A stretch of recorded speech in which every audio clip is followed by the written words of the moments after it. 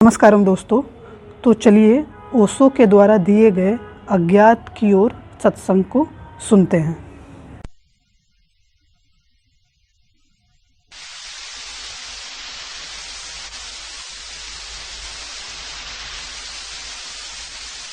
सारे प्रश्न मेरे पास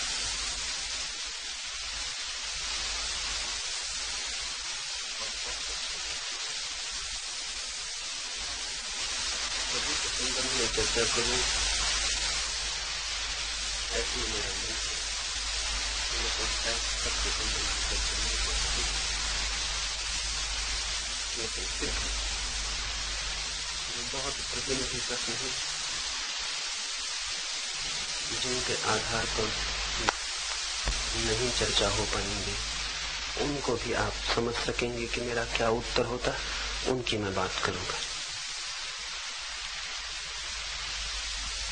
एक मित्र ने पूछा है कि विज्ञानवाद और धर्मवाद में कैसे मेल बनाया जा सकता है। मेल उन चीजों में बनाना होता है जिनमें कोई विरोध हो। धर्म और विज्ञान में तो कोई विरोध नहीं, इसलिए मेल बनाने की बात ही फिजूल। दो चीजों में दुश्मनी हो तो दोस्ती करवानी होती है, लेकिन दुश्मनी ही न हो तो दोस्ती का सवाल क्या है। धर्म और विज्ञान में विरोध नहीं है, विज्ञान और अंधविश्वास में विरोध है, और अंधविश्वास धर्म नहीं है।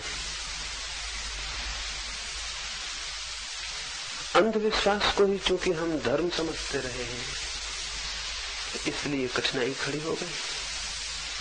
अन्यथा धर्म से ज्यादा वैज्ञानिक तो और कोई चीज नहीं। विज्ञान तो एक पद्धति है, एक मेथड है सत्य की खोज का। जब उस पद्धति का हम उपयोग करते हैं पदार्थ के लिए तो साइंस जन्म जाती है, और जब उसी पद्धति का उपयोग करते हैं हम चेतना की खोज में तो धर्म जन्म जाता है। विज्ञान का एक प्रयोग साइंस है, दूसरा प्रयोग धर्म है। विज्ञान एक पद्धति है, साइंटिफिक एटीट्यूड, वैज्ञानिक दृष्टिकोण देखने का एक ढंग है। लेकिन ये प्रश्न इसीलिए उठाया होगा तुम्हारे मनों में क्योंकि जिसे हम धर्म कहते हैं वो विज्ञान से बड़े विरोध में मालूम पड़ता है। तो स्मरण रखना, वो धर्म ही नहीं है जो विज्ञान के विरोध में पड़ जाता हो। वो होगा कोई अंधापन, कोई सुपरस्टिशन। और अंधविश्वास विज्ञान के मार्ग में ही बाधा नहीं है, धर्म के मार्ग में भी बाधा है। इसलिए दुनिया में बढ़ रही वैज्ञानिक रुचि उस सारे धर्म को जला के नष्ट कर देगी जो धर्म नहीं, और इस वैज्ञानिक क्रांति से गुजर जाने के बाद जो शेष रह जाएगा वही खरा सच्चा सोना होगा, वही धर्म होगा। विरोध नहीं है उन दोनों बातों में। और दुनिया के जो लोग सच में धार्मिक थे उनसे ज्यादा वैज्ञानिक आदमी खोजना कठिन। महावीर या बुद्ध या क्राइस्ट, इनसे ज्यादा वैज्ञानिक मनुष्य खोजना कठिन। इन्होंने विज्ञान की खोज अपनी ही चेतना पर की, खुद के भीतर जो रहस्य छिपा है उसे जानना चाह। रहस्य बाहर ही नहीं है, भीतर भी है। पत्थर कंकड़ में, पानी में, मिट्टी में ही रहस्य नहीं है, रहस्य मुझ में भी है। हमारे भीतर भी कुछ है। तो हम पदार्थ को ही जानते रहेंगे या उसको भी जो हमारे भीतर छुपी है चेतना, जीवन, जिसे हम अभी विज्ञान करके जानते हैं, वो जो बाहर है उसे खोजता है, और जिसे हम धर्म करके जानते हैं वो उसे जो भीतर है। आज नहीं कल दोनों की खोज एक हो जाने वाली है। ये खोज बहुत दिन तक दो नहीं रह सकती। तब दुनिया में वैज्ञानिक पद्धति होगी, उसके दो प्रयोग होंगे, पदार्थ पर और परमात्मा पर। निश्चित ही तथाकथित धर्म इसके विरोध में खड़े होंगे। वो इसलिए खड़े होंगे कि हिंदू और मुसलमान, जैन और ईसाई, अगर विज्ञान का प्रयोग हुआ आत्मा के जीवन में भी तो ये सब नहीं बच सकेंगे। धर्म बचेगा, हिंदू नहीं बच सकेगा, मुसलमान, जैन, ईसाई नहीं बच सकेगा। क्योंकि विज्ञान जिस दिशा में भी काम करता है वहीं यूनिवर्सल पर, सार्वलौकिक पर पहुंच जाता है। कोई हिंदू गणित हो सकता है, या मुसलमान केमिस्ट्री हो सकती है, या ईसाई फिजिक्स हो सकती है। कोई हंसेगा अगर कोई ये कहेगा कि मुसलमानों की फिजिक्स अलग, हिंदुओं की अलग, तो हम हंसेंगे, हम कहेंगे तुम पागल हो। पदार्थ के नियम तो वही है, एक ही है सारी दुनिया में, सब लोगों के लिए। तो एक ही फिजिक्स है, न हिंदुओं की अलग है, न मुसलमानों की, न ईसाइयों की। धर्म भी कैसे अलग अलग हो सकते हैं? जब पदार्थ के नियम एक हैं तो परमात्मा के नियम कैसे अलग अलग हो सकते हैं? जो बाहर की दुनिया है, जब उसके नियम सार्वलौकिक हैं, यूनिवर्सल है, तो मनुष्य के भीतर जो चेतना छिपी है, जीवन छिपा है, उसके नियम भी अलग अलग नहीं हो सकते। उसके नियम भी एक ही होंगे। इसलिए वैज्ञानिक धर्म के जन्म में ये तथाकथित धर्म सब बाधा बने हुए हैं। वो नहीं चाहते कि वैज्ञानिक धर्म का जन्म हो। साइंटिफिक रिलीजन का जन्म दुनिया के सभी संप्रदायों की मृत्यु की घोषणा होगी। इसलिए वो विरोध में है, इसलिए वो विज्ञान के विरोध में है, क्योंकि वैज्ञानिकता का अंतिम प्रयोग उन सबको बहा ले जाएगा और समाप्त कर देगा। और मुझे तो लगता है इससे शुभ घड़ी दूसरी नहीं हो सकती कि ये सब बह जाएं, दुनिया से संप्रदाय बह जाएं, हिंदू, मुसलमान, जैन, ईसाई का फासला बह जाए, आदमी बच रहे। क्योंकि इस फासले ने बहुत खतरा पैदा कर दिया। इस फासले ने मनुष्य को मनुष्य से तोड़ दिया। और जो चीज मनुष्य को मनुष्य से ही तोड़ देती हो, वो चीज मनुष्य को परमात्मा से कैसे जोड़ सकेगी? वो नहीं जोड़ सकती। इसलिए धर्मों के नाम पर जो कुछ हुआ है, चर्च और मंदिर और शिवालय ने जो कुछ किया है, उसने मनुष्य को कल्याण और मंगल की दिशा नहीं दी, बल्कि हिंसा, रक्तपात, युद्ध और घृणा का मार्ग दिया है। सारी जमीन पर मनुष्य को एक दूसरे का दुश्मन बना दिया। धर्म तो प्रेम है, लेकिन धर्मों ने तो घृणा सिखा दी। धर्म तो सबको एक कर देगा, लेकिन धर्मों ने तो सबको तोड़ दिया है। एक छोटी सी घटना मैं तुम्हें कहूं, शायद उससे मेरी बात समझ में आ जाए। एक काले आदमी ने एक चर्च के द्वार पर संध्या जाके द्वार खटखटाया। पादरी ने द्वार खोला, लेकिन देखा काला आदमी है। वो चर्च तो सफेद लोगों का था। काले आदमी के लिए उस चर्च में कोई जगह न हो सकती थी। पुराने दिन होते तो वो पादरी उसे हटा देता और कहता कि यहाँ तुमने आने की हिम्मत कैसे की? तुम्हारी छाया पड़ गई सीढ़ियों पर, सीढ़ियां अपवित्र हो गई, इन्हें साफ करो। उसकी हत्या भी की जा सकती थी। ऐसे शूद्रों के कानों में तथाकथित धार्मिक कहे जाने वाले दुष्ट लोगों ने शीशा पिघलवा के भरवा दिया है, जिन्होंने जाके मंदिर के पास खड़े होकर वेद मंत्र सुन लिए हो, क्योंकि शूद्रों के कान पवित्र वेद मंत्रों को सुनने के लिए नहीं। ऐसे आदमियों की छाया पड़ जाना भी पाप और अपराध रहा है। इस देश में भी, इस देश के बाहर भी। पुराने दिन होते तो शायद उस काले आदमी की जिंदगी खतरे में पड़ जाती, लेकिन दिन बदल गए हैं, लेकिन आदमी का दिल तो नहीं बदला। उस पादरी ने कहा, मित्र, ये शब्द बिल्कुल झूठा रहा होगा, क्योंकि जो उसके इरादे थे वो मित्र के बिल्कुल नहीं थे। लेकिन उसने कहा, मित्र, जैसे हम सब झूठी भाषाएं बोलते हैं वो भी बोला, और जो हमारे बीच सबसे ज्यादा चालाक, सबसे ज्यादा कनी है, वो ऐसी भाषा को बहुत बहुत कुशल होते। उसने उस निग्रो को कहा, मित्र, इस चर्च में आए हो, स्वागत है, लेकिन जब तक हृदय पवित्र नहीं है तब तक चर्च में आने से भी क्या होगा? परमात्मा के दर्शन तो तभी हो सकते हैं जब हृदय पवित्र और शांत हो।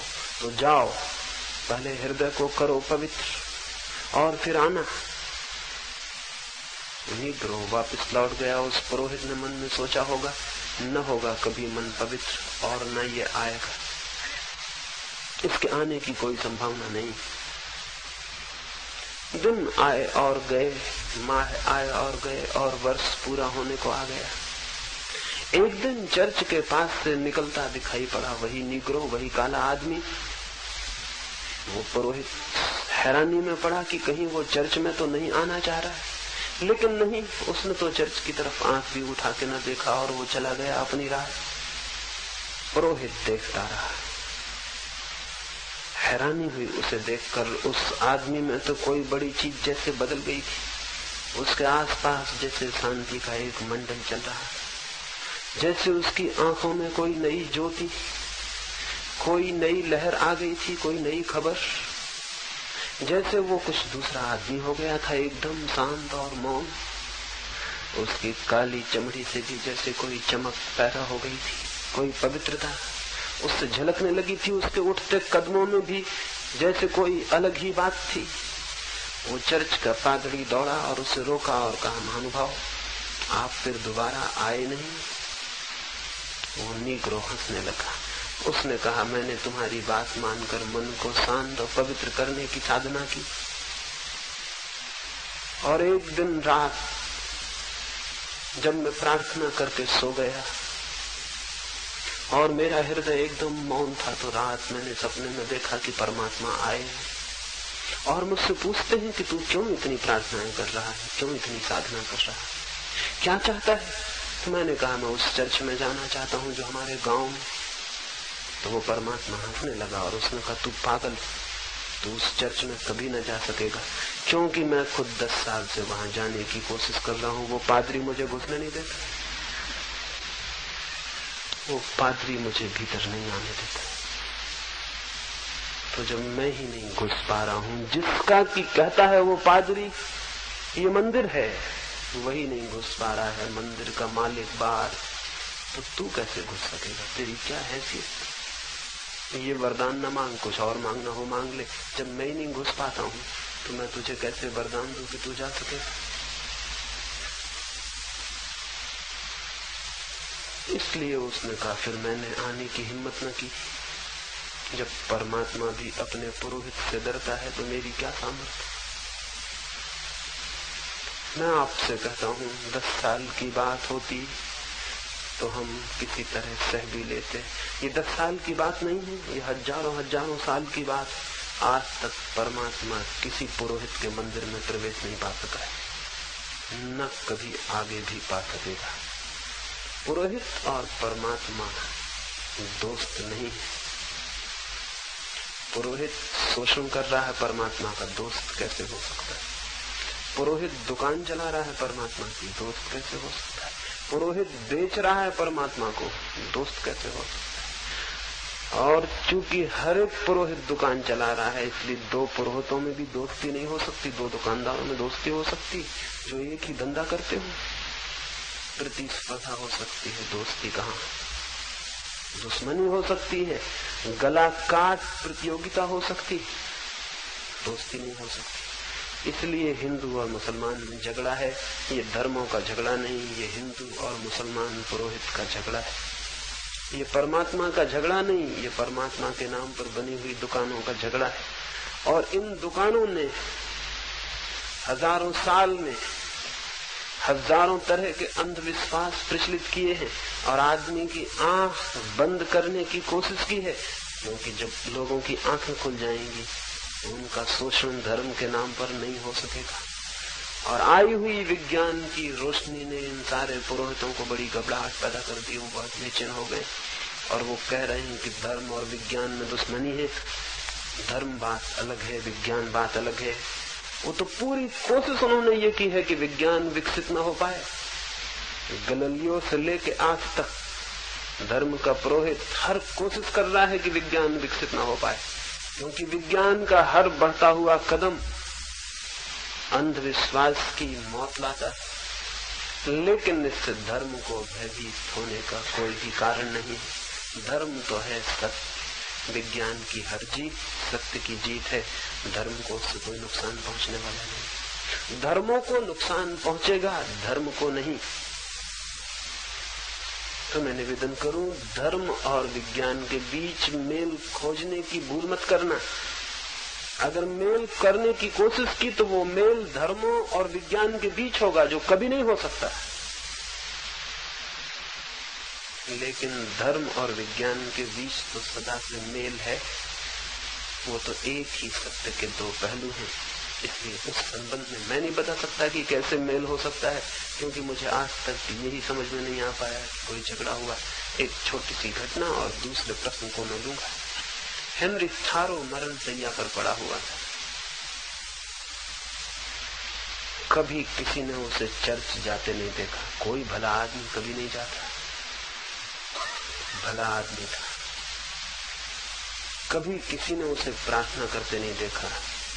कौन सज्जन आदमी कब प्रार्थना करता है? कभी किसी ने उसे बाइबल की पूजा करते नहीं देखा। मरण शैया पर पड़ा था तो गांव के पादरी ने सोचा कि अब ये क्षण अच्छा है, ये मौका अच्छा है, इस वक्त मौत करीब है, घबरा गया होगा, अब चलें। मौत का फायदा उठाते रहे पुरोहित, पादरी, तथाकथित धार्मिक लोग। जवानी में तो आदमी को नहीं पकड़ पाते, तो फिर बुढ़ापे में पकड़ लेते। मौत करीब होती, भय सामने होता, तो प्रलोभन दिया जा सकता है कि आ जाओ हमारी तरफ, मान लो हमारी बात, तो भगवान से तुम्हारे लिए सिफारिश कर देंगे, कुछ अच्छा इंतजाम कर देंगे। मरते वक्त अकेला आदमी घबरा उठता है। इसलिए तो चर्चों और मंदिरों में बूढ़े और बूढ़ियां दिखाई पड़ते, कोई जवान आदमी दिखाई नहीं पड़ता। ये आकस्मिक नहीं है, ये कोई एक्सीडेंटल बात नहीं है, इसके पीछे कोई राज है। सोचा कि थारो अब पड़ गया है बीमार और लोग कहते हैं बचेगा नहीं, तो गांव का पादरी इस मौके को स्वर्ण अवसर समझ के उसके पास गया और उसने कहा कि हेनरी थारो महाशय, अब पश्चाताप कर लो और भगवान से अपना मिलाप कर लो, प्रेम कायम कर लो। उसने जो शब्द कहे पादरी ने वो ये थे कि क्या तुमने परमात्मा और अपने बीच मेल कायम कर लिया है? हेनरी थारो ने आंख खोली, बिल्कुल मरने के करीब था, लेकिन बड़ा बहादुर धार्मिक आदमी रहा होगा। उसने कहा, क्या कहते हैं आप? मुझे याद नहीं पड़ता कि मुझमें और परमात्मा के बीच कभी झगड़ा हुआ हो। मेल करने का सवाल कहाँ है? मुझे याद भी नहीं पड़ता कि मैं कभी उससे लड़ा भी हूं। हम सदा के दोस्त हैं। तो मेल किससे करूं और कैसा करूं जब हमारा कोई झगड़ी कभी ना हुआ हो? कभी जिंदगी में मुझे याद नहीं आता कि हमारे और उसके बीच कोई कटुता पैदा हुई हो। जिनके मन में कटुता पैदा हुई हो वे जाएं और मेल पैदा करें और प्रार्थनाएं करें। मैं किस बात के लिए प्रार्थना करूं, किस मेल की प्रार्थना करूं? यही मैं आपसे कहता हूं, मुझे नहीं दिखाई पड़ता है कि विज्ञान और धर्म में कभी कोई शत्रुता है। इसलिए मेल कैसा और किसका? रह गए वे धर्म जिनसे उसकी शत्रुता है, तो जितने अच्छे, जितने जल्दी उनकी अर्थी निकल जाए उतना शुभ है। उतना मनुष्य की जाति के इतिहास में उससे बड़ा कोई स्वर्णिम अवसर न होगा जिस दिन धर्मों की अर्थी निकल जाएगी। क्यों? क्योंकि तब धर्म का जन्म हो सकता है, एक ऐसे धर्म का जो सबका होगा और जिसमें सब होंगे। एक ऐसे धर्म का जो वैज्ञानिक होगा, अंधविश्वासी नहीं। एक ऐसे धर्म का जो श्रद्धा पर नहीं बल्कि विचार और विवेक पर खड़ा होगा। एक ऐसे धर्म का जो इस खंड का और उस खंड का नहीं होगा बल्कि अखंड और सार्वलौकिक होगा। वैसे धर्म के जन्म में धर्मों ने ही अटकाव दिया है, इसलिए वे जाते हैं तो बहुत अच्छा है। जो भी धार्मिक लोग हैं उन्हें उनकी विदाई का सब समारंभ कर लेना चाहिए, उन्हें विदा दे देनी चाहिए। युवक ने पूछा है, अणु युग में आत्मा की साधना कहाँ तक समर्थनीय? मेरी पहली बात से कुछ तो ख्याल में आया होगा कि अणु और आत्मा का कोई विरोध नहीं, बल्कि अणु विज्ञान ने, एटॉमिक साइंस ने ये बात बड़े अद्भुत रूप से सिद्ध कर दी कि एक छोटे से अणु में परम शक्ति निवास करती। एक छोटे से पदार्थ के खंड में, जिसे हम आंख से भी न देख सकेंगे, जिसे बड़ी बड़ी दूरबीनें भी देखने में समर्थ नहीं है, जो इतना छोटा है अणु खंड कि अगर हम 1,00,000 अणुओं को एक के ऊपर एक रखते चले जाएं तो हमारे बाल की मोटाई के बराबर होगी। 1,00,000 अणु एक के ऊपर एक रख दिए जाने पर हमारे बाल की मोटाई लेंगे। इतना छोटा सा जो अणु है, उसमें विज्ञान ने इतनी विराट शक्ति खोज निकाली है कि आज सारी दुनिया भयभीत है कि कहीं अणु बमों का विस्फोट हुआ तो फिर मनुष्य बच नहीं सकेगा।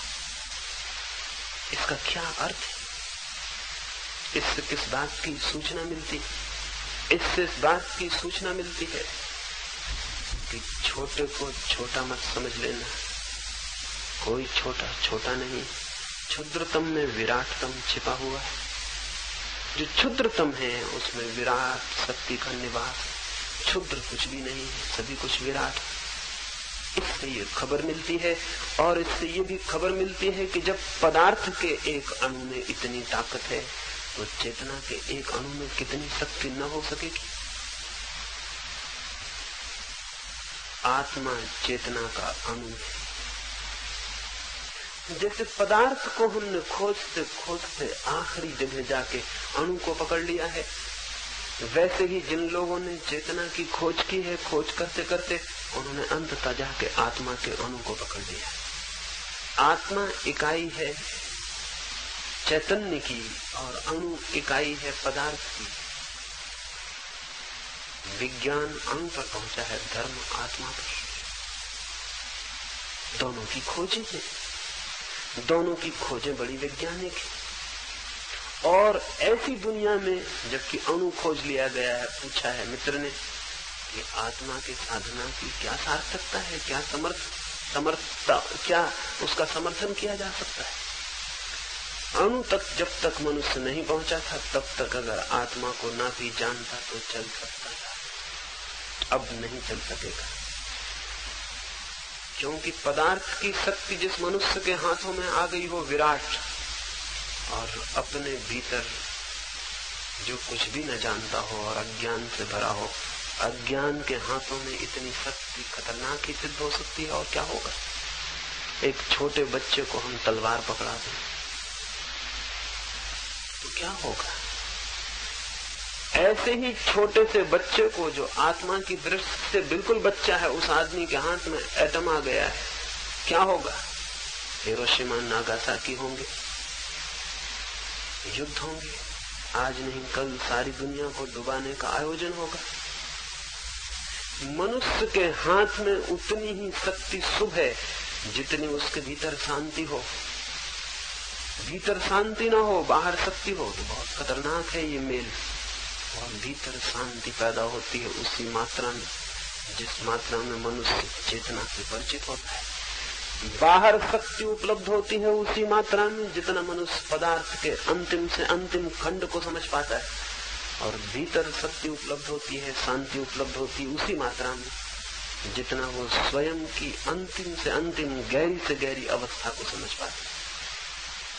तो अब तो बहुत जरूरी है, अगर आदमी ने आत्मा को न समझा तो अणु को समझना बहुत महंगा पड़ जाने वाला है। इस नासमझ आदमी के हाथों में अणु सिवाय आत्मघात के और कुछ भी न बन सकेगा। शायद तुम्हें अंदाज भी ना हो कि हमने अपने आत्मघात की बड़ी तैयारी कर रखी।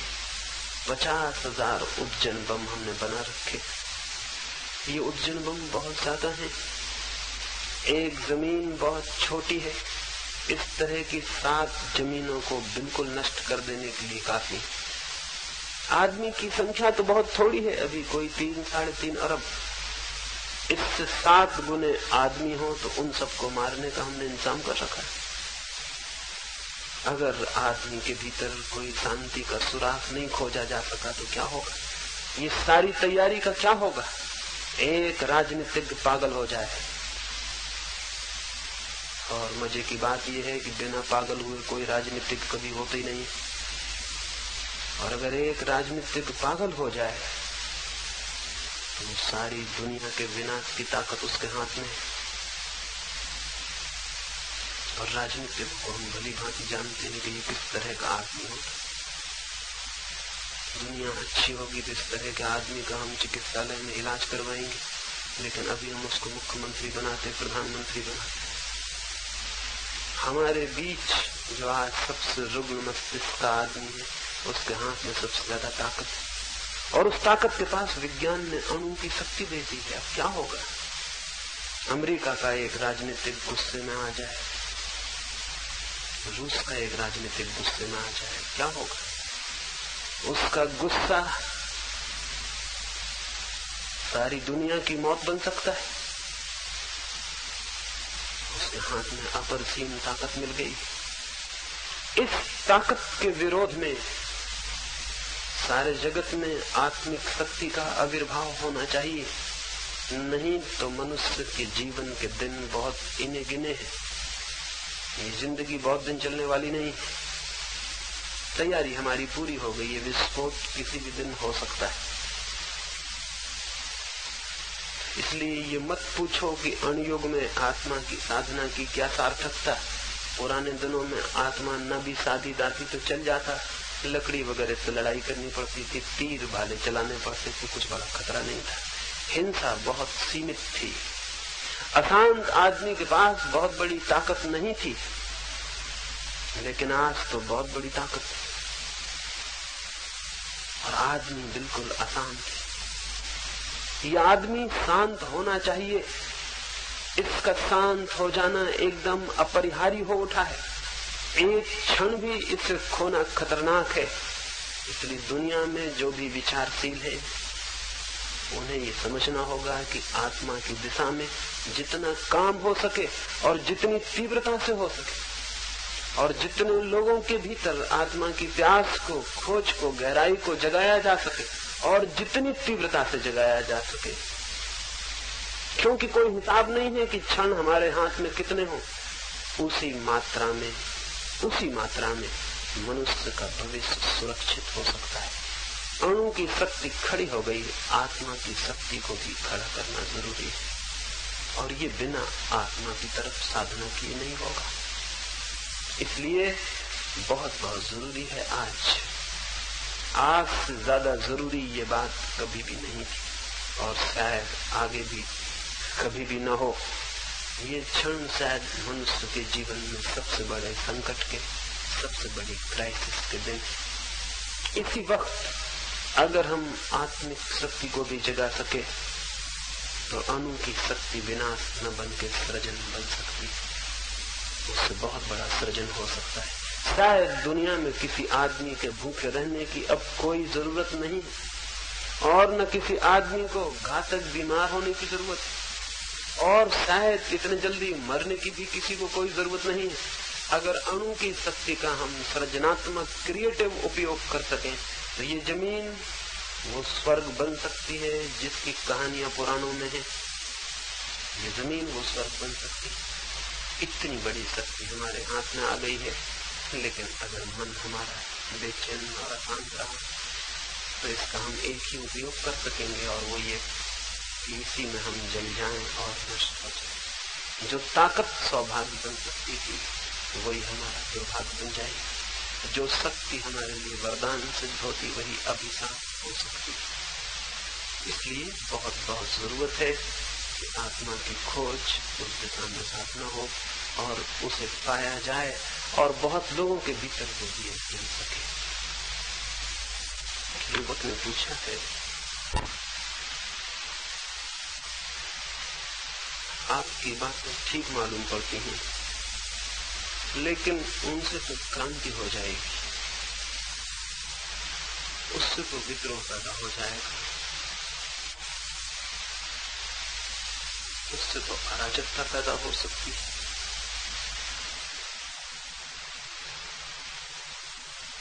अगर हम ठीक से देखें तो हमारे समाज में जितनी अराजकता है, जितनी अनारकी है, इससे ज्यादा भी अनारकी किसी समाज में कभी हो सकती है। ये समाज जितना बीमार और रुग्ण, जितना अशांत, अभिशापग्रस्त है, कोई और समाज भी इससे ज्यादा अभिशापग्रस्त हो सकता है। क्या है इसमें जो बचाने जैसा है? क्या है इसमें? सब कुछ सड़गल गया, सब कुछ कुरूप हो गया, तो घबराहट क्या है? अगर कोई बात ऐसी मालूम पड़ती हो कि उससे क्रांति हो जाए। क्रांति तो चाहिए, परिवर्तन तो चाहिए। जो समाज परिवर्तित होना बंद कर देता है वो असल में जीवित ही नहीं रहता। परिवर्तन तो रोज, जितना जीवित समाज होगा उतने तीव्र परिवर्तन होते हैं उसके भीतर। जितना जीवंत होता है प्रवाह, उतनी ही दूर की यात्रा करता है, उतने ही नए पथों को खोजता है। क्रांति तो जीवन है, उससे क्या घबराना। और युवक होकर कोई ऐसी बात करे कि क्रांति हो जाएगी और डरे, तो उसे समझ लेना चाहिए वो बूढ़ा हो चुका है, वो युवक नहीं है।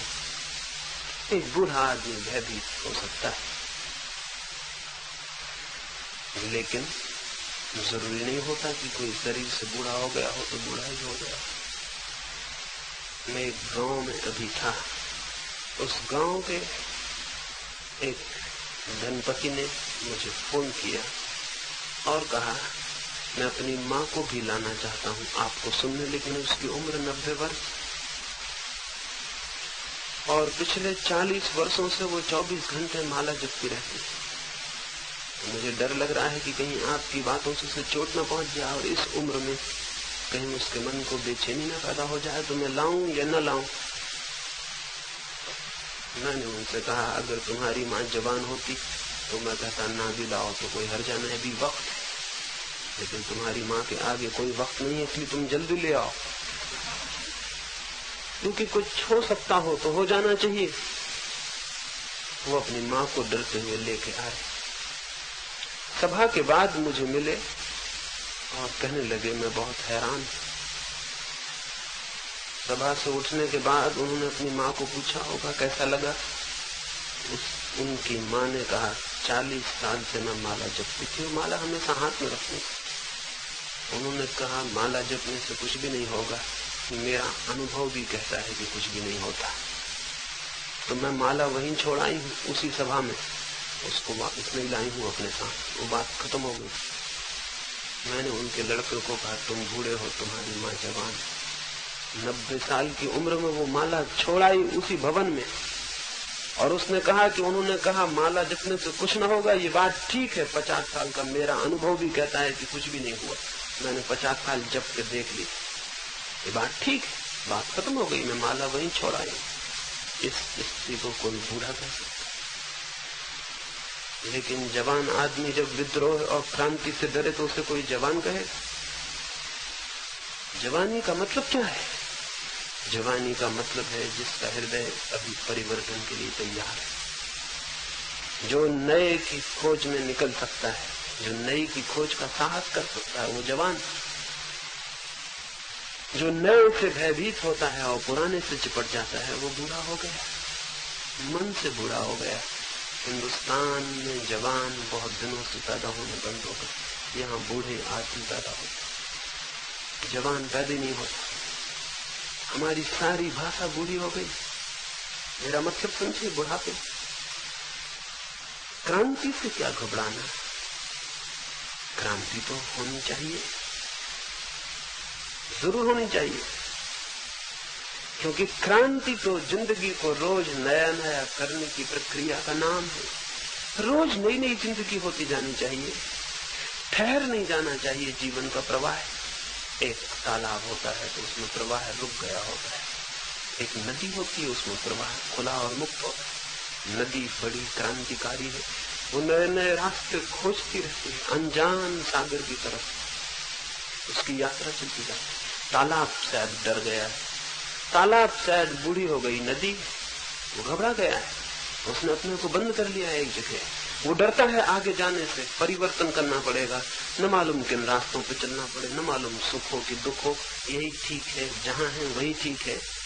एक स्टेटस को पैदा करता है, वहीं रुक जाता है, वहीं बंध जाता है। फिर पता है जो तालाब बंध जाता है फिर क्या होता है, वो सिर्फ मरता है, फिर उसमें कोई जिंदगी नहीं रहती, सूखता है और मरता है, सूखता है और मरता है और गंदा होता चला जाता है। क्योंकि गंदगी, जब कोई नदी बहती है तो बह जाती है और नदी रोज फिर पवित्र हो जाती है। और तालाब में तो पानी तो उड़ता जाता है और गंदगी ठहरती चली जाती है। धीरे धीरे पानी तो नहीं रह जाता, कीचड़ रह जाती है, कचरा रह जाता है, वो कचरा इकट्ठा होता चला जाता है। तो तालाब की जिंदगी होती है, एक एक नदी की जिंदगी होती है। जवान आदमी वही है जो उद्दाम नदी के वेग से जीता हो, जो तालाब न बन जाए।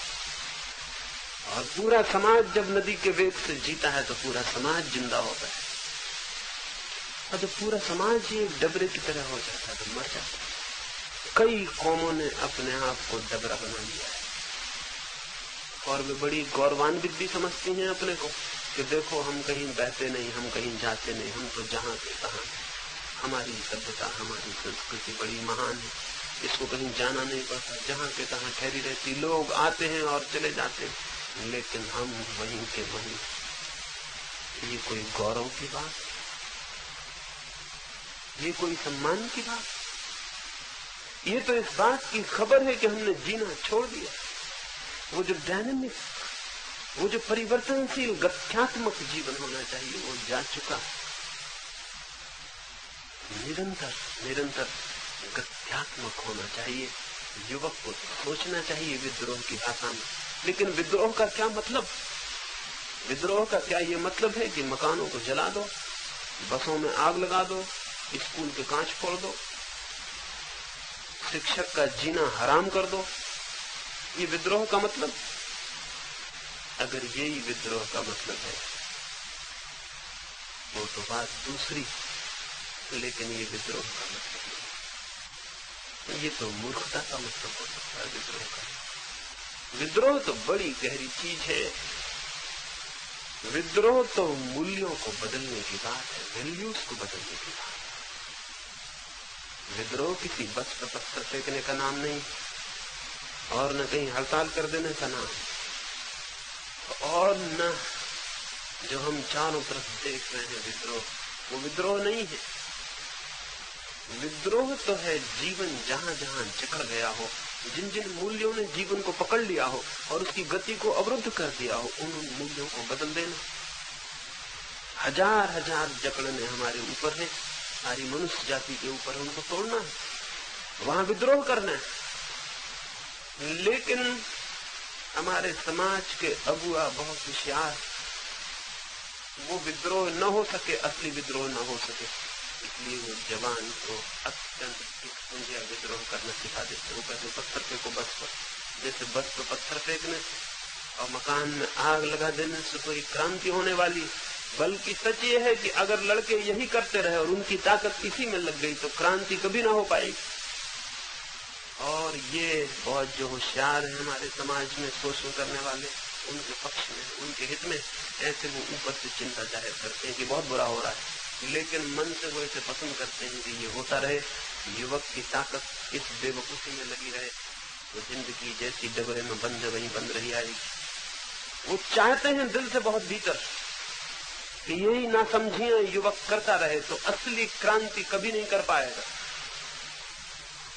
मैं तो आपसे कहूंगा, अगर अपने स्कूल के मास्टर के खिलाफ पड़ गए हैं तो आप ना समझ, अगर लड़ाई ही करनी है तो मनु महाराज से करो, बेचारे मास्टर से क्या करो, मनु महाराज से लड़ाई लो अगर लेनी।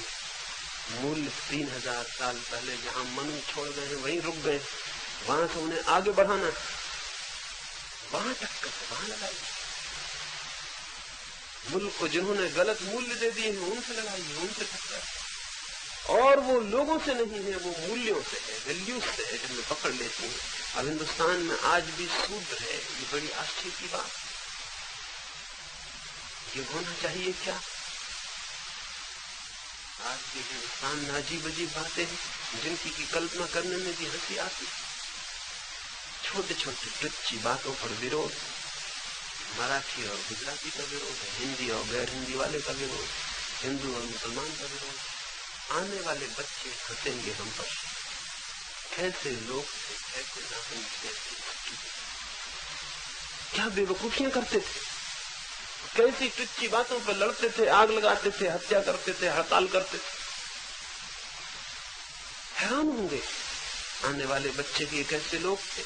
इन सबको तोड़ देना जरूरी है, इन सब दीवानों को तोड़ देना जरूरी है, इस तरह की नासमझियों को तोड़ देना जरूरी है और सोचना जरूरी है। और सोचने से जो क्रांति आया, विद्रोह है, इससे घबराए ना। पूछा है उन युवक ने,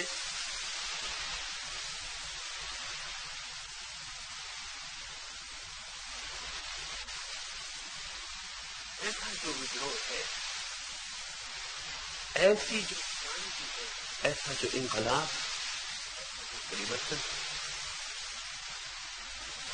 वो लाने के लिए एक अंधा विवेकहीन युवक कुछ भी नहीं कर सके। चाहिए बहुत जागृत, उससे भरा हुआ, बहुत विवेक से भरा हुआ, बहुत सावधान। उतनी सावधानी और विचार से अगर युवक भरेगा, क्रांति होगी और क्रांति से हित होगा, मंगल होगा। सभी क्रांतियों से मंगल नहीं हो जाता है। अगर क्रांति करने वाला बेहोश है, ना समझ है, तो केवल तोड़ पहुंचाता है, बना कुछ भी नहीं करता। असली क्रांति वो नहीं जो केवल तोड़ती है, असली क्रांति तो वो है जो इसलिए तोड़ती है ताकि कुछ बनाया जा सके, जो इसलिए मिटाती है ताकि कुछ निर्मित किया जा सके, जो जमीन को इसलिए खाली करती है पुराने से ताकि नए का भवन खड़ा हो सके। लेकिन विवेक शून्यता केवल तोड़ती है, विवेक निर्मित करता है। तो वो विवेक चाहिए, उस विवेक की जागृति चाहिए, वो विचार करने से जीवन के संबंध में पैदा होगी। हम तो विचार करते नहीं, हमने तो मान रखी हैं बातें जो किसी ने कह दी हैं, और जब भी हम मान लेते हैं और विचार नहीं करते तो हमारे भीतर विवेक कैसे पैदा होगा। हम हजारों साल से कोई बात कह दी जाती है और हम मानते चले जाते हैं, न हम संदेह करते, न हम विचार करते, न हम ठिठक के खड़े होते और पूछते कि ये क्या है, ये सच है, ये ठीक है। हमारा युवक भी नहीं सोच रहा।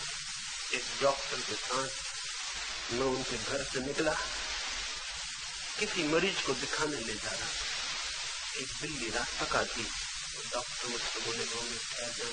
मैंने कहा आप ठहरे, मैं किसी दूसरे डॉक्टर को लेके जाऊंगा। उन्होंने कहा क्यों? मैंने कहा जो डॉक्टर बिल्ली के काटने से रुकता उसकी डॉक्टरी को मुझे शक,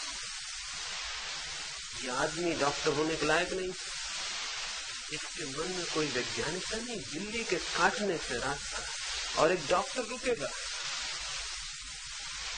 एक इंजीनियर रुक जाएगा कि उसको छींक आ गई, एक पढ़ा लिखा आदमी एक बेचारे ऐसे गरीब आदमी को जिसके पास एक ही आंख है उसको देख के दुर्भाग्य समझेगा अपना। तो ऐसे युवक क्या क्रांति लाएंगे, क्या करेंगे, कौन सी वैज्ञानिकता पैदा करेंगे? तो जिंदगी में बहुत विवेक और विचार चाहिए कि हम क्या कर रहे हैं।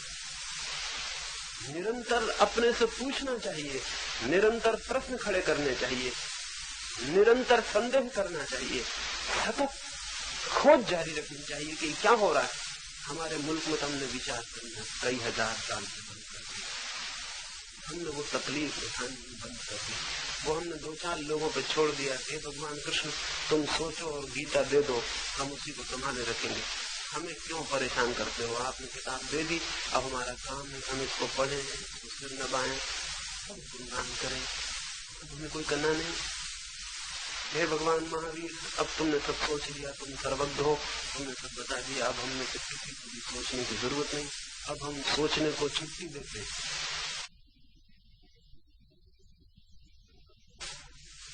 अब सोचने विचारने की इस देश में कोई जरूरत नहीं है, क्योंकि सर्वज्ञ हो चुके और उन्होंने जो कह दिया वो पूरा हो गया। इस नासमझी का हम फल भोग रहे हैं। उसकी वजह से हमारे मुल्क में कोई विवेकपूर्ण क्रांति नहीं पैदा हो पा रही, क्योंकि हमने सब छोड़ दिया किसी और पर। जो आदमी सोचना तक दूसरे पे छोड़ दे, उससे अभागा कोई आदमी हो सकता है। फिर उसके पास बचा क्या आदमी कहने लायक? सोचने की ही ताकत थी जो उसे मनुष्य बनाती थी, वही उसने त्याग दी। अब वो केवल एक अनुकरण करने वाला, पीछे चलने वाला हो गया। तो मैं तुमसे प्रार्थना करूंगा, निश्चित ही विद्रोही बनो, लेकिन तुम्हारा विद्रोह विवेक पर खड़ा हो, निरंतर विचार से जन्मे। तुम्हारे विद्रोह से अहित नहीं होगा, मंगल सिद्ध होगा, सबका हित होगा। और हर चीज पर विद्रोह की जरूरत है। कुछ ऐसा नहीं कि किसी एक बात पर, मैं उस विस्तार में नहीं जा सकूंगा, लेकिन हर मुद्दे पर, हर चीज पर बुनियादी विद्रोह और चिंतन की जरूरत हो गई है। पूछना जरूरी हो गया है फिर से। असल में कोई भी कौम बार बार पूछ लेती है, बार बार नापजोक कर लेती है, नहीं तो भूल में पड़ जाती है। एक छोटा बच्चा है, उसके लिए हम कपड़े बनवाते हैं, फिर जवान हो जाए और वही कपड़े पहने रहे, तो या तो हम उसको पागल कहेंगे, ये आदमी पागल है। जो 5 साल के बच्चे के लिए काफी थे, वो ये 50 साल की उम्र में पहने हुए, वही कपड़े पहने हुए। इसमें सोचा भी नहीं, पूछा भी नहीं कि मैं बदल गया हूं, अब कपड़े का बदल लेना जरूरी है। रोज जिंदगी बदल रही है, रोज समय बदल रहा है, जीवन की धारा रोज रोज नई नई जगहों को पार कर रही है, नई समस्याएं हैं, नए प्रश्न हैं, और हम पुराने कपड़ों में ही कैद। और हमने जिद कर रखी है कि अगर गड़बड़ है तो आदमी को काट छाट के छोटा कर दो, लेकिन हम कपड़े नहीं बदलेंगे। आदमी के पैर थोड़े छोटे कर दो, हर्जा क्या है? थोड़े हाथ काट के छोटे कर दो। इसको कहो कि थोड़ा व्यायाम करो, प्राणायाम करो, छोटे बने रहो, बड़े मत बनो। इसको ही समझाओ कि आसन करो, वगैरह करो, लेकिन कपड़े यही ठीक रहेंगे, तुम छोटे रहो, तुम बड़े मत हो जाओ। यह आदमी की गलती है कि अगर ये बड़ा होता है, बदलता है, तो कपड़े की क्या गलती? कपड़ा तो बेचारा बहुत अच्छा है। और पूर्वज जिस कपड़े को बना गए, बेटों का फर्ज है कि उसी को पहने गए, यही उनका कर्तव्य, यही पिताओं के प्रति उनकी आदर भावना है, श्रद्धा है। ये आदर है, ये श्रद्धा है। अगर वे बाप दादे वापस लौट आए तो ऐसे नालायक बच्चों को देख के हैरानी से भर जाएंगे कि हमने जो कपड़े इनके बचपन के लिए बनाए थे, बुढ़ापे में पहने हुए। अगर वो वापस लौट आए तो हैरान होंगे कि ये कैसे लोग हैं। हमने 3000 साल पहले जो बात कही थी, उसको पकड़ कर भी बैठे हुए, 20वीं सदी में भी वही चलाए जा रहे। सिर पीट लेंगे अपना हमारे नाम पर, और हम सोच रहे हैं हम उनको आदर दें। जिंदगी रोज बदल जाती है, जिंदगी की समस्याएं बदल जाती हैं, इसलिए समाधान बदलने पड़ते हैं। कौन बदलेगा? ये विचारशील युवक चाहिए जो सोचे, देखे और बदले। तो क्रांति से भयभीत होने की जरूरत नहीं, उसका तो स्वागत जरूरी है। एक युवक ने पूछा है कि पाकिस्तान से लड़ाई के वक्त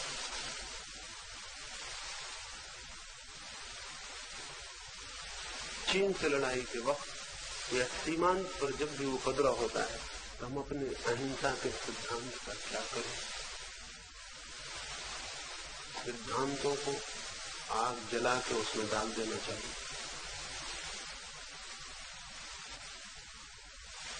सिद्धांतों की कोई जरूरत नहीं है, जिंदगी की जरूरत है।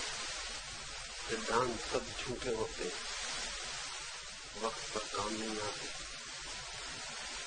अगर कोई आदमी अहिंसक होगा तो वो ये पूछेगा कि अब युद्ध आ गया तब हम अहिंसा का क्या करें? तो जब युद्ध नहीं था तब अहिंसा की जरूरत नहीं थी, और अब युद्ध आ गया तब हम अहिंसा का क्या करें? अगर मैं प्रेमपूर्ण हूं और आप मुझे गाली दें तो मैं पूछूंगा कि अब मैं अपने प्रेम का क्या करूं? ये आदमी मुझे गाली दे रहा है। मैं शांत था और एक आदमी ने आके मेरा अपमान कर दिया, तो मैं ये पूछूंगा कि अब मैं अपनी शांति का क्या करूं? ये आदमी मेरा अपमान कर रहा है। अगर कोई मेरा अपमान न करता तो मैं शांत बना रहता, तो बड़ी मुश्किल की बात होगी। अब तो ये शांति के सिद्धांत का क्या हो? सिद्धांतों की कटौती जब उनके प्रतिकूल परिस्थिति खड़ी हो जाए, चीन और पाकिस्तान के उपद्रवों ने ये जाहिर कर दिया कि हमारी सब अहिंसा की बातचीत बकवास और झूठी। इस सत्य को हम नहीं देखेंगे तो हम फिर वही पुरानी बकवास दोहराए चले जाएंगे जो कि वक्त पर काम नहीं आई। हमें जानना चाहिए, ठीक से जान लेना चाहिए कि हम केवल अहिंसा की बातें करने वाले लोग हैं। अहिंसा से हमारा कोई संबंध नहीं। इसलिए कोई मुसीबत ना हो तो हम मंदिरों में अहिंसा को प्रवचन चलाते हैं और किताबें छापते हैं और अहिंसा परमो धर्मा का गुणगान करते हैं और झंडों पे लिखते हैं अहिंसा परमो धर्मा।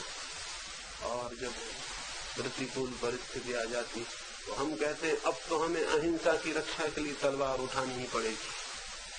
बड़ी मजे की बात है, अहिंसा की रक्षा के लिए तलवार उठाना पड़ेगी। तो अहिंसा इतनी कमजोर है कि उसको अपनी रक्षा के लिए हिंसा की जरूरत पड़ती। ऐसी कमजोर अहिंसा से छुट्टी करो, इसकी कोई जरूरत नहीं। जो वक्त पर हिंसा का सहारा जिसे खुद ही खोजना पड़ता हो, ऐसी अहिंसा को हम क्या करेंगे? लेकिन हमने धोखा दिया है अपने आप को।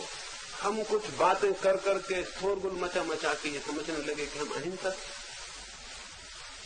अहिंसक होना इतना सस्ता नहीं है, धर्म इतना सस्ता नहीं है। अहिंसक होना बड़ी तपस्या से गुजर जाना है। अहिंसक होने का मतलब है जिस व्यक्ति के हृदय से घृणा के, क्रोध के, ईर्ष्या के, प्रतिहिंसा के, महत्वाकांक्षा के, एम्बिशन के समस्त द्वार समाप्त हो गए, जिसका हृदय प्रेम की धारा बन गया।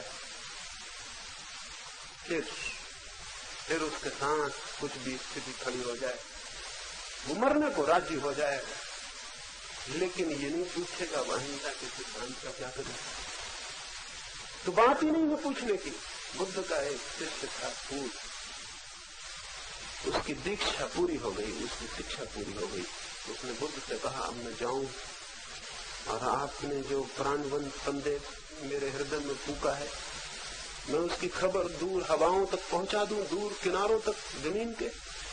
बुद्ध ने कहा जरूर जाओ, लेकिन इसके पहले कि तुम जाओ मैं कुछ पूछना चाहता हूं। कहां तुम जाना चाहते हो? किस प्रदेश में? बिहार का एक छोटा सा इलाका था सूखा, उसमें कहा मैं सूखा की तरफ जाऊंगा, वहां अब तक कोई भी भिक्षु नहीं गया। बुद्ध ने कहा वहां न जाओ तो अच्छा है, तुम युवा हो, अभी नए हो, कहीं और जगह चुन लो तो अच्छा है। पूर्ण ने कहा क्यों ऐसा कहते हैं?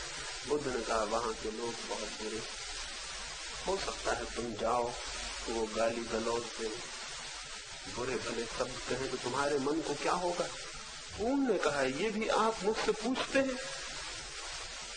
अगर वे मुझे गाली देंगे, अब शब्द कहेंगे, अपमान करेंगे तो मेरे मन को होगा भले लोग हैं, सिर्फ गाली देते हैं, इतना ही क्या कम है, मारपीट भी तो कर सकते। बुद्ध ने कहा और ये भी हो सकता है कि वे मारपीट करें, फिर क्या होगा? तो पूर्ण ने कहा होगा मेरे मन को भले लोग हैं, सिर्फ मारते हैं, मार भी तो डाल सकते थे। बुद्ध ने कहा अंतिम बात और पूछे लेता हूं, फिर कुछ भी नहीं पूछूंगा। और अगर उन्होंने तुम्हें मार ही डाला तो मरते क्षण में तुम्हारे मन को क्या होगा? पूर्ण ने कहा धन्यवाद दूंगा उन लोगों का, भले लोग उस जीवन से छुटकारा करवा दिया जिसमें कोई भूल चूक हो सकती थी। बुद्ध ने कहा तुम कहीं भी जाओ, अब सारा जमीन तुम्हारा घर है और सब तुम्हारे मित्र हैं, क्योंकि जिसके हृदय में ऐसी अहिंसा का जन्म हो गया हो उसका कोई भी शत्रु नहीं। इस आदमी को तो हम अहिंसक कह सकते हैं, लेकिन अहिंसा परम धर्म की जय लगाने वालों को नहीं। बेईमान अपने आप को धोखा देने का हम बहुत रास्ता खोज लेते हैं, बहुत बेईमान अहिंसा का नारा लगाते हैं, हिंसा भीतर सुलगती रहती, उसी सुलगने की वजह से जोर जोर से नारा लगाते हैं। जो भीतर सुलग रही है हिंसा, वो जो भीतर चल रहा है क्रोध, वो जो भीतर उबल रही है सब कुछ, तो और जोर जोर से नारा लगाते हैं और जोर जोर से कूदते हैं, झंडा उठाते हैं। और अगर पड़ोस में कोई दूसरा झंडा उठा ले और तुमसे जोर से नारा लगाने लगे तो तुम दोनों में झगड़ा भी हो सकता है कि हम श्वेतांबर अहिंसावादी हैं, तुम दिगंबर अहिंसावादी, ये नहीं चल सकता। हम और हैं, तुम और हो, आ जाओ, फिर कौन सबसे बड़ा अहिंसावादी, इसको सिद्धि करना पड़ेगा। तो अदालत में भी जा सकते हैं, लकड़ी भी चला सकते हैं, हिंसा भी कर सकते हैं, क्योंकि अहिंसा की रक्षा के लिए सबकी जरूरत है। ये हम सब कर सकते हैं। ये कोई अहिंसा नहीं, सब झूठी बातचीत और बहुत झूठी बातचीत में हम पड़े रहे। और जब तक इस झूठी बातचीत में हम पड़े रहेंगे, दुनिया में अहिंसा का कैसे जन्म हो सकेगा। एक दुनिया चाहिए जिसमें अहिंसा का जन्म हो। जरूर चाहिए, बिना अहिंसा के मनुष्य का कोई हित नहीं है, कोई मंगल नहीं है। लेकिन कौन लाएगा ये अहिंसा? अहिंसा की बातचीत करने वाले लोग, या वे लोग जो अपने हृदय को एक प्रेम की क्रांति से गुजर जाने के। अहिंसा सिद्धांत नहीं, अहिंसा तो जीवंत प्रेम का नाम है। सिद्धांत की मत पूछे, सिद्धांतों से क्या लेना देना है, सिद्धांत किसके काम पड़ते। जीवंत प्रेम का नाम है अहिंसा। उसे अपने भीतर पैदा होने दे, और वो जिस दिन पैदा हो जाएगी उस दिन आपके लिए कोई पाकिस्तानी नहीं है, अहिंसक के लिए कोई अपना देश नहीं, कोई पाया देश नहीं। जो ये न कहता कि भारत पर पाकिस्तान का हमला हुआ, बल्कि जो ये कहता है कि भारत और पाकिस्तान की लड़ाई दुर्भाग्यपूर्ण है। जब हम कहते हैं भारत पर हमला हुआ तो हम भारत के हो जाते हैं और दूसरा हमलावर हो जाते हैं। दुनिया में ऐसे लोग चाहिए जो हर झगड़े को गृह युद्ध के रूप में देखे, एक दूसरे के ऊपर हमले की शक्ल में नहीं। जैसे घर के दो आदमी लड़ पड़े हो, इस तरह से देखे। जो आदमी अहिंसक है वो ऐसे ही देखेगा कि घर के दो लोग लड़ रहे हैं, एक गृह युद्ध हो रहा है, पाकिस्तान और हिंदुस्तान के भाई लड़ रहे हैं। कोई इस तरह देखेगा जिसके मन में अहिंसा है, और वैसा आदमी युद्ध समाप्त हो इसके मार्ग खोजेगा, इसके लिए श्रम करेगा। हो सकता है इसके लिए उसे मरना भी पड़े तो मरे। इस भाषा में वो नहीं सोचेगा कि मेरे देश पर हमला हो गया, तो अब अहिंसा के सिद्धांत का क्या करे। जो आदमी कहता है मेरा देश, उसने तो हिंसा को स्वीकार कर लिया। ये मेरा और दूसरे का देश हिंसा के आधार पर खड़ी की गई सीमाएं, सब दुनिया की सीमाएं, वायलेंस की, हिंसा की सीमाएं। प्रेम की कोई सीमा होती? मैं अगर प्रेम से भर जाऊंगा तो मैं ये कहूंगा कि मेरे प्रेम देख के चलना, पाकिस्तान की सीमा आ गई, इसके आगे मत जाना, इधर अपना देश नहीं। मेरे भीतर प्रेम पैदा होगा तो पाकिस्तान की सीमा पर ठिठक के रुक जाएगा कि देखना इधर बगल में मुसलमान रहता है, ये अपने वाला नहीं, इधर मत जाना। प्रेम कहीं रुकेगा अगर पैदा हो। प्रेम कोई सीमा नहीं मानता, प्रेम असीम, और जहां जहां सीमाएं हैं वहां वहां हिंसा है, वहां वहां घृणा है। ये देशों की सीमाएं भी हिंसा की सीमाएं हैं। अहिंसक देश को स्वीकार नहीं करता, और न अहिंसक किसी देश का नागरिक हो सकता है। नागरिक से मेरा मतलब सामान्य कामकाज के अर्थों में नहीं, राजनीतिक चित्तता के अर्थ में, पॉलिटिकल अर्थ में कोई नागरिक किसी देश का नहीं हो सकता। अहिंसक व्यक्ति तो विश्व नागरिक होगा।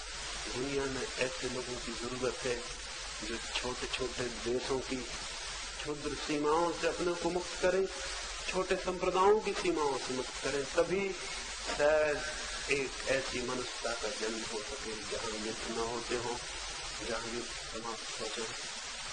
लेकिन राजनीतिक नहीं मान सकता ये कि सीमाएं न हो, क्योंकि जिस दिन सीमाएं नहीं उस दिन राजनीतिक भी नहीं, वो उसी के साथ जुड़ा हुआ है, उस दिन वो नहीं बच सकेगा।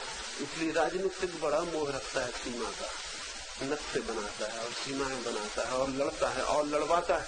एक एक इंच जमीन के लिए करोड़ों करोड़ों लोगों को कटवाता है। और बड़ा मजा ये कि जमीन किसके लिए है? ये जमीन के लिए लोग कटते, और जमीन इसलिए है कि लोग उस पर रहें। जमीन लोगों के लिए है कि लोग जमीन के लिए है? सीमाएं किसके हित के लिए हैं? इसलिए कि तो लोग रोज कटे। अगर इसीलिए ये सीमाएं हैं लोगों के कटने के लिए, तो ये किसके मंगल में, किसके हित में?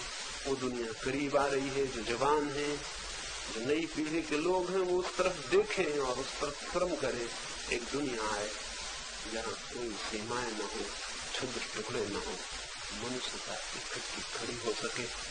ऐसे श्रम में वही लग सकता है जिसका हृदय प्रेम और अहिंसा से भरा हुआ। प्रश्न तो और भी बहुत है, लेकिन अब कठिन हो गया कि मैं प्रश्नों को उत्तर दूं। एक छोटी सी बात कहूंगा और अपनी चर्चा को पूर्ण करूंगा।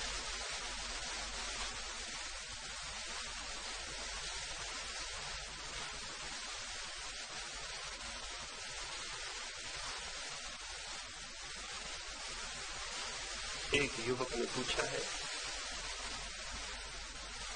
पूरब के ऊपर पश्चिम का प्रभाव पड़ रहा है, क्या ये शुभ है? अध्यात्म के ऊपर भौतिकता का प्रभाव पड़ रहा है, क्या ये शुभ है? एक छोटी सी कहानी में अपनी चर्चा पूरी कर दूंगा। रोम में एक बादशाह बीमार पड़ा, उसकी चिकित्सा होनी कठिन हो गई, वो मरने करीब आ गया। उसके चिकित्सकों ने अंत तक और तब तो हर घर यही बात सुनाई पड़ने लगी। वजीर घबराया, सांस में भाग के नौकर से उसने कहा, आप क्या होगा? उस नौकर ने कहा, मैंने तो पहले ही समझ लिया था कि ये इलाज बहुत अच्छी मालूम है, क्योंकि जब आपने ये सुना तो आप खुद अपना कोट लेकर नहीं आए और दूसरे के घर कोट पूछने गए। आप बड़े वजीर हो राजा के, तभी मैं समझ गया था कि ये कोट मिलना मुश्किल है, क्योंकि ये आदमी को खुद ये ख्याल नहीं आता कि मेरा कोट काम आ जाए। वजीर ने कहा, कोट तो मेरे पास बहुत है, समृद्धि भी बहुत, लेकिन शांति कहाँ? फिर तो साफ था कि कोट नहीं मिला, लेकिन दिन के उजाले में कैसे जाए राजा के पास, क्या मुंह लेकर? रात हो गई, सूरज ढल गया तो वजीर चला, चुपके अंधेरे में जाके राजा के पैरों पे सिर रख के रोलेगा कि नहीं, ये इलाज नहीं हो सकता। नहीं कोई आदमी मिलता जो सुखी भी हो और शांत भी। समृद्ध लोग हैं लेकिन वे शांत नहीं। महल के पास नदी के किनारे धीरे धीरे चलता था, डरा हुआ भयभीत, क्या मुंह लेके जाएगा? तभी सुनाई पड़ी उस पार से बांसुरी की आवाज। कोई बहुत बहुत लोगों स्वरों में गीत था, बड़ी शांति थी उन स्वरों में। एक आशा बंधी, उसके पैर वापस लौट पड़े। वो भागा हुआ उस आदमी के पास पहुंचा, सोचा शायद ये आदमी शांत मालूम पड़ा, शांत हृदय से ही ऐसा संगीत पैदा हो। उसके पास गया, हाथ जोड़ के अंधेरे में खड़ा हो गया। जैसे ही उसने बांसुरी बंद की, उसने कहा कि मेरे मित्र कृपा करो और देखो इनकार मत कर दो, मैं बहुत द्वारों से इनकार पा चुका हूँ, राजा मरणासन है, बचा लो उसे, तुम्हारे कोट की जरूरत। चिकित्सक ने कहा है कि शांत समृद्ध आदमी का कोट मिल जाए, तुम शांत हो ना, देखो ना मत करना। उस आदमी ने कहा कि मैं बिल्कुल शांत हूँ और मैं अपने प्राण भी दे सकता हूँ बचाने के लिए, लेकिन अंधेरे में तुम देख नहीं रहे, मैं नंगा बैठा हुआ हूँ, कोट मेरे पास नहीं। राजा उस रात मर गया। कुछ लोग मिले जिनके पास कोट थे लेकिन शांति नहीं। एक आदमी मिला जिसके पास शांति थी लेकिन वो नंगा। राजा मर गया। अब तक दुनिया में ऐसी ही हालत रही है। पूरब के मुल्कों ने शांति की खोज की, कोट खो दिया।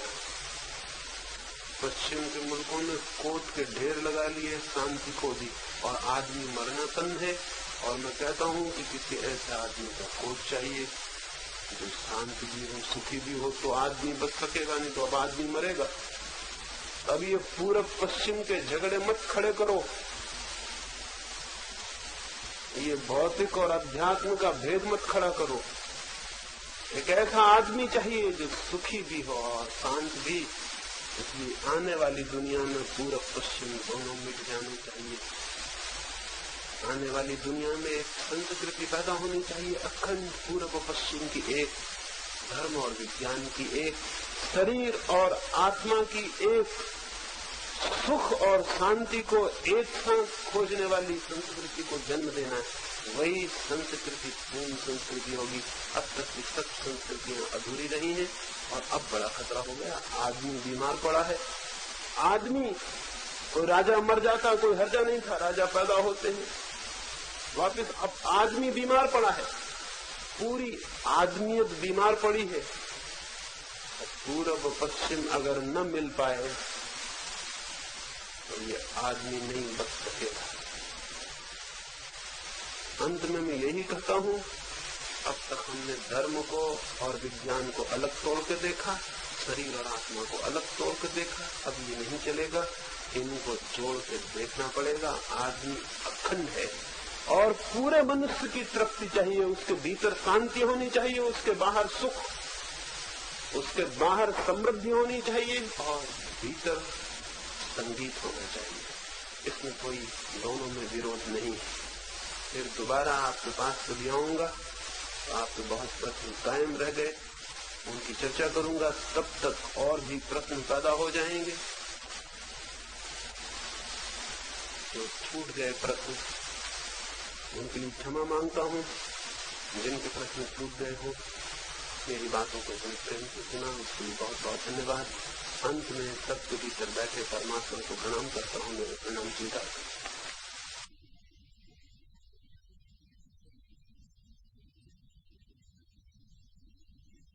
तो मुझे आशा है कि यह सत्संग आपको पसंद आया होगा और बहुत कुछ आपको सिखा गया होगा, जिसे आप अपने जीवन में उतार सकते हैं और अपने जीवन को बेहतर बना सकते हैं और आसपास के लोगों की मदद कर सकते हैं ताकि वो अपने जीवन को और अच्छे से और बेहतरीन तरीके से जी सकें। तो धन्यवाद, नमस्कार।